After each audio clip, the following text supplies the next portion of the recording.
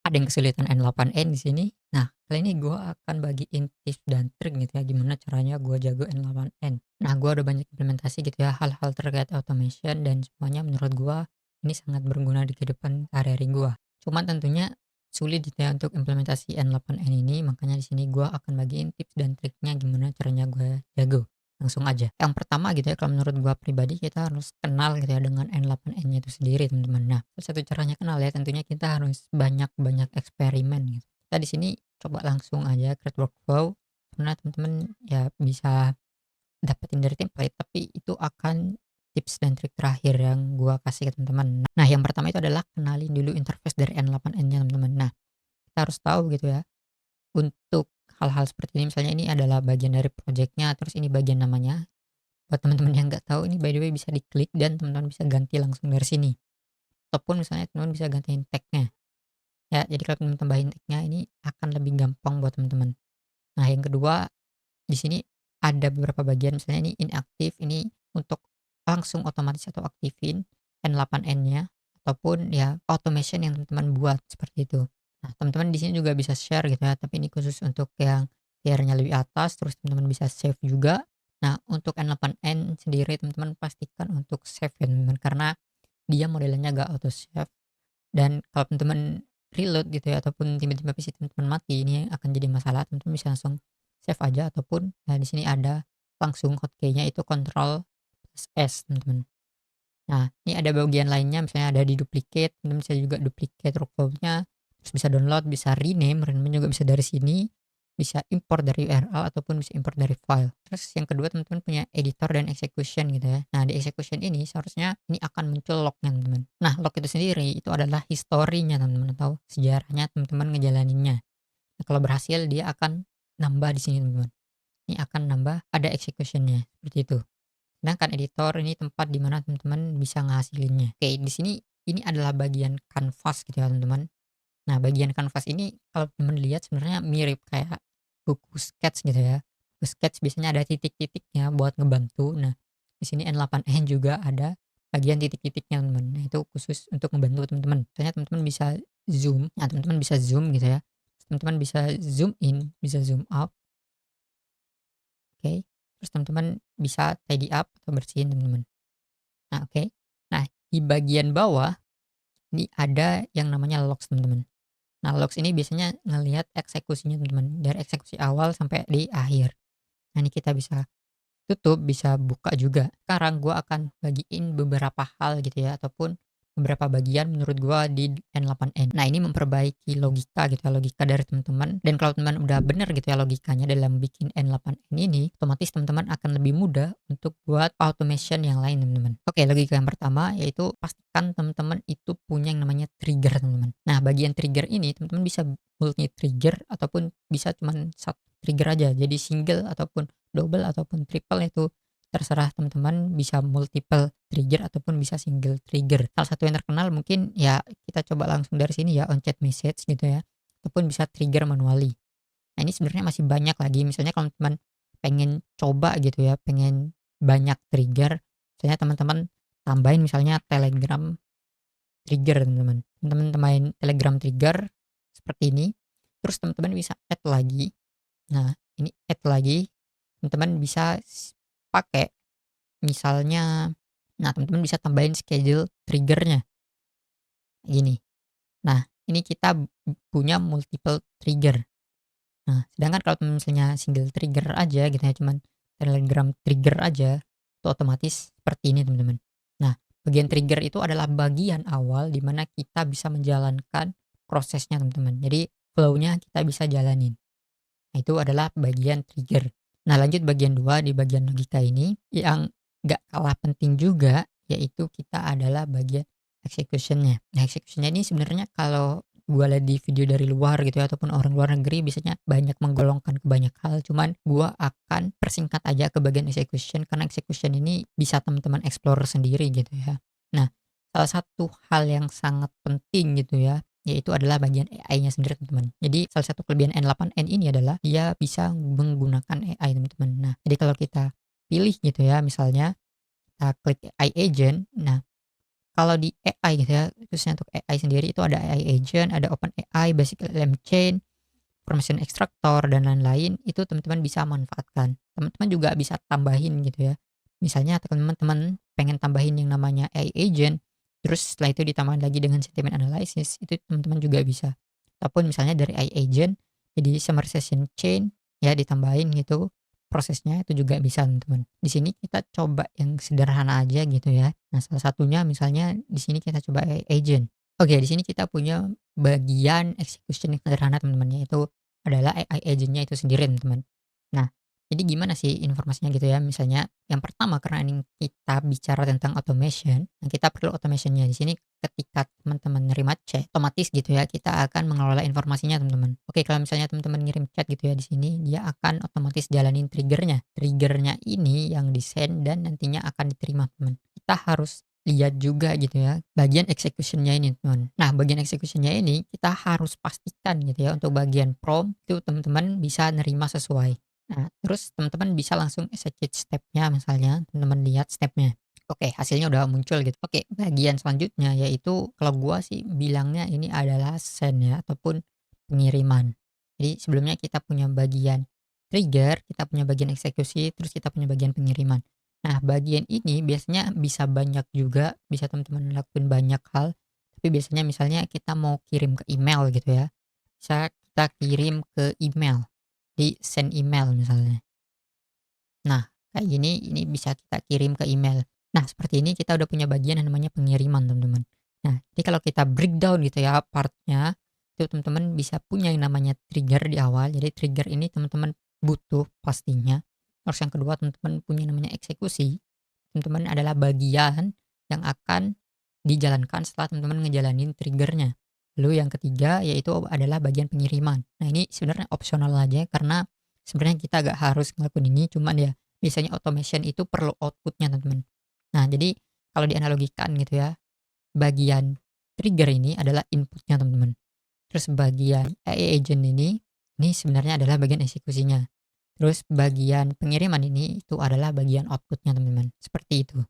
Oke, gua di sini juga akan bagiin gitu ya. Nah, oke, gua di sini akan share juga beberapa trik gitu ya, gimana teman-teman bisa jago dalam menggunakan N8N ini teman-teman. Oke, ini ada beberapa hal gitu ya yang secara logik juga membantu teman-teman. Misalnya kalau kita lihat gitu ya di bagian AI agent, ini kalau kita hover gitu ya, ini kita bakal tahu teman-teman. Jadi apa sih atau event apa sih sebelumnya yang kita lakukan. Misalnya di sini kita punya trigger, kalau misalnya pesan diterima, itu kita bisa jalanin. Nah, otomatis kita akan ngejalanin AI agent ini setelah kita menerima pesan. Ataupun setelah itu kita akan send email teman-teman. Oke, itu sesimpel itu aja. Nah, ini ada beberapa trik gitu ya buat teman-teman. Ini sebenarnya bukan trik ya, lebih ke tips. Nah, gua rasa teman-teman kalau pengen nguasain banget N8N ini, teman-teman silahkan belajar apa itu JavaScript gitu ya, karena di sini N8N itu biasanya pakai JavaScript. Ya secara nggak langsung dia pakai JavaScript. Kalau teman-teman pengen lihat gitu ya, misalnya kita masuk ke AI agent, ini salah satu contoh aja. Ini teman-teman cuman bisa nerima hal kayak gini ya biasanya. Nah, ini nggak bisa diedit. Nah, kalau misalnya teman-teman define below, nah teman-teman bisa edit. Masalahnya kalau kita masukin fix gitu ya, nah, dia otomatis cuman bisa beberapa hal itu aja. Nah, kalau teman bisa JavaScript gitu ya, teman-teman itu nggak cuman drag and drop aja, tapi teman-teman juga bisa manipulasi sedikit, teman-teman. Oke, misalnya di sini gua contohin aja, misalnya kita ambil chat input ya. Sebenarnya ini gampang aja, cuman just chat input gitu ya. Ini juga bisa.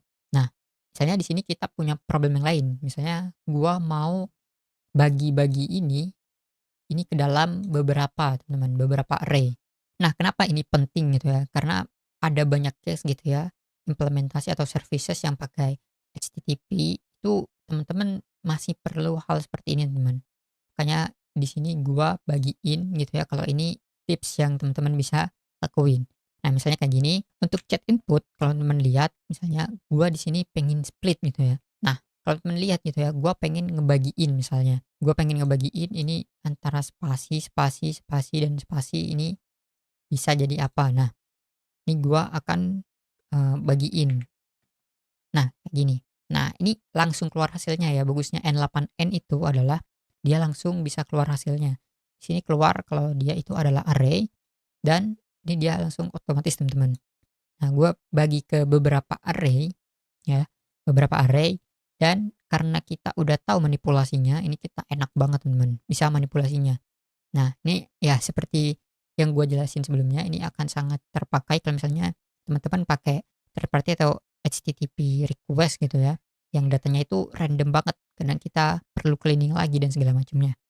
Dan kalau teman-teman lihat gitu ya, ini juga ada banyak hal misalnya kayak replace, ada bisa extract domain dan segala macamnya.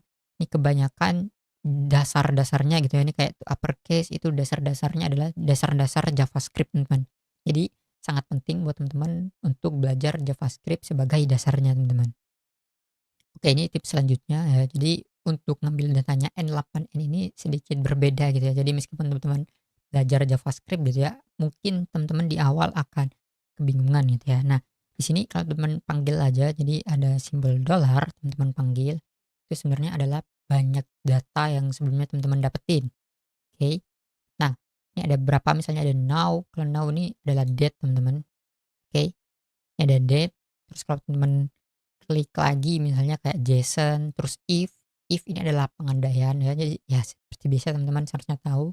Tahu enggak misalnya seperti if empty, terus ada earlier notes. Nah, notes yang earlier ini juga bisa kita panggil gitu ya. Cuman ya sesuai logiknya gini ya, kita bisa panggil note yang sebelumnya udah dijalanin, cuman nggak bisa manggil note yang setelahnya gitu ya, dan itu logik pemrograman. Ya, selanjutnya teman-teman misalnya punya lain misalnya Jamspat itu ada metodenya juga, ada from AI, teman bisa panggil juga, ada max, ini untuk ngitung max atau maksimalnya, nilai maksimalnya, terus ada min untuk ngitung nilai minimumnya. Nah, yang kemudian ada execution, teman-teman juga bisa execute misalnya di sini, oke. Terus di bawahnya execution, teman-teman bisa jalan namanya item index. Ini kalau teman-teman pengen ngehitung gitu dari array itu dia sebenarnya indeks yang keberapa. Terus ada input, ini bisa teman-teman tambahin juga, ada tambahan parameter, terus ada pref node, misalnya kayak gini, ada pref node, ini misalnya kita ngambil gitu ya, untuk node sebelumnya itu sesuai deskripsinya itu seperti apa. Nah, di sini kita punya misalnya gitu ya, di sini kalau teman-teman lihat informasinya itu ada name, ada output index, ada run index. Ini somehow nanti akan berguna gitu buat teman-teman.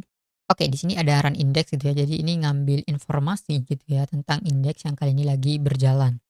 Terus ada today, ini ngambil waktu hari ini gitu ya. Itu mirip, cuman dia bagian date-nya aja.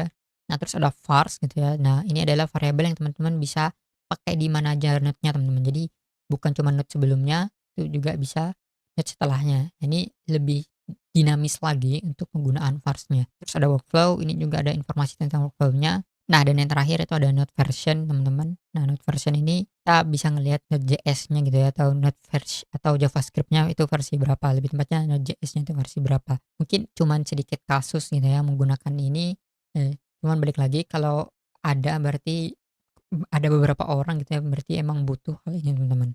Oke, salah satu hal gitu ya yang mendasari juga by the way itu teman-teman juga harus belajar prompting. Untuk video prompting yang efektif gitu ya teman-teman silahkan lihat di card di atas.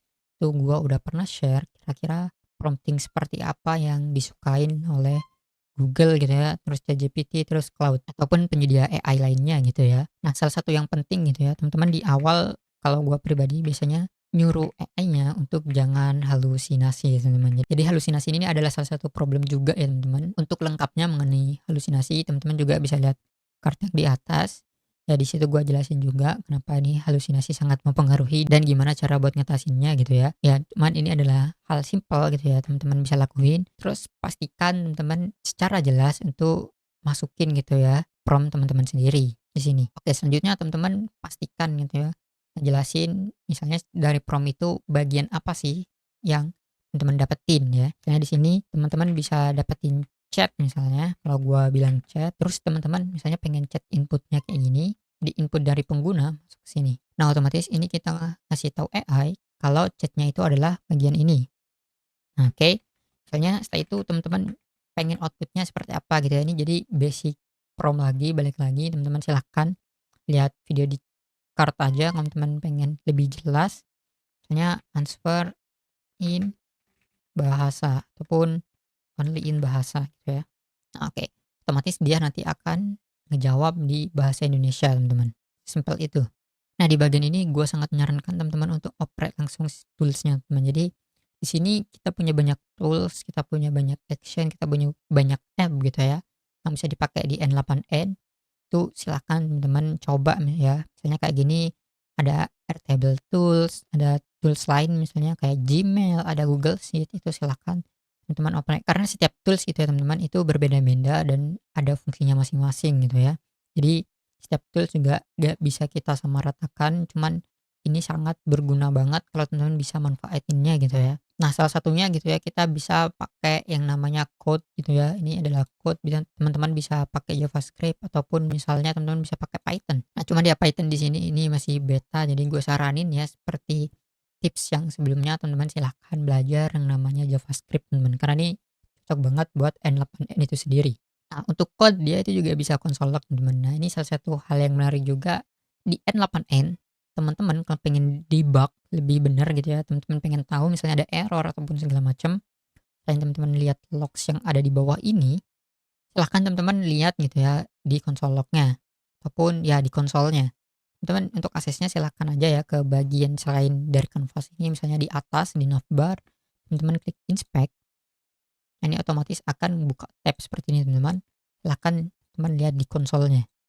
Ini karena konsolnya bisa otomatis nampilin dari apa yang teman lakuin di code misalnya ataupun ada beberapa hal lain teman bisa lihat di konsol lognya teman-teman. Nah, selanjutnya dan yang terakhir gitu ya, gue menyarankan gitu ya buat teman-teman untuk silahkan teman lihat dari berbagai sumber gitu ya. Salah satunya yang bagus untuk N8N di sini karena dia punya komunitas yang besar teman-teman. Jadi kalau teman di N8N-nya gitu ya, teman-teman klik aja templates. Teman-teman di sini langsung dipindahin gitu ya ke halaman templates-nya. Di sini ada workflow, mereka punya workflows. Di sini ada 2320 workflows yang tersedia, teman-teman. Jadi workflow-nya ini teman-teman bisa pakai sesuai kebutuhan teman-teman. Nah, teman-teman bisa lihat misalnya sini gua pilih dari Yaron Bin. Di sini dia pakai AI YouTube Analytics Agent. Dia ngelihat dari Comments Analyzer dan Insight Reporter. Di sini teman bisa explore.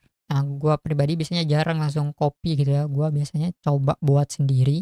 Gua tentunya optimalisasiin gitu ya sesuai kebutuhan gua sendiri. Jadi gua biasanya jarang copy langsung JSON-nya. Itu mungkin tips juga buat teman-teman. Karena kalau teman-teman buat sendiri, otomatis teman-teman akan ingat lebih mudah gitu ya untuk N8N ini sendiri.